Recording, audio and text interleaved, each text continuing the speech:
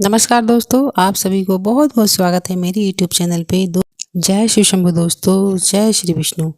कहते हैं कि जिस दिन देव उठनी एकादशी के दिन जब भगवान नेत्र खोलते हैं, जब भगवान विष्णु उठते हैं, तो इस दिन भगवान स्वयं प्रभु अपना चरण जब धरती पर रखते हैं, तो कहते हैं कि पहला चरण जब रखते हैं तो स्वयं कुबेर भगवान अपने हाथ में ले लेते हैं और दूसरा चरण लक्ष्मी जी अपने हाथ में ले लेती हैं।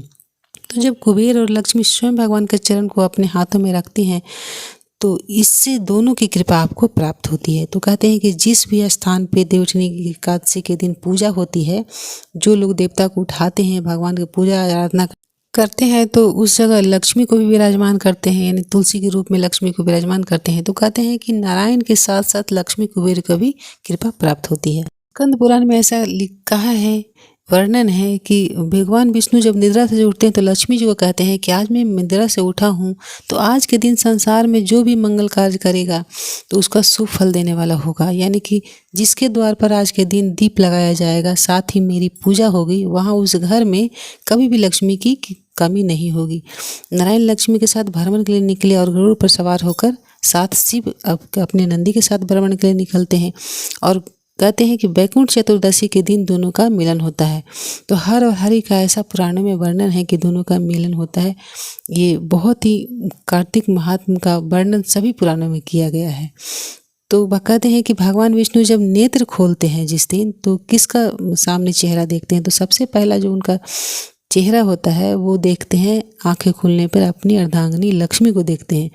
और ये भी वर्णन है कि भगवान तब तक नहीं उठते हैं जब तक भगवान शंकर खुद अपने मुख से हरि गुणगान नहीं करते। सारे देवता थक जाते हैं करके उनका गुणगान, लेकिन वो नहीं उठते हैं।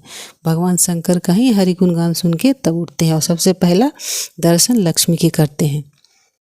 दोस्तों, एक उपाय है जो वैसे लोग कर सकते हैं, अगर किसी की बेटी की शादी में देरी होती है, होता है किसी का लड़का हो या लड़की हो, तो बेटा बेटी किसी का भी शादी में बहुत टाइम होते रहता है, 30-35 साल की उम्र हो गई होती है, मंगल दोष का कारण होता है या मांगलिक है, तो ऐसे में बहुत तरह की दिक्कत होती है। तो चारों दिशाओं का स्मरण करके आटे का एक दीपक लें आप, 4 बाती का उसमें ले बीत बाती लगाएं और घी का दीपक जलाएं, देसी घी का दीपक लगाएं।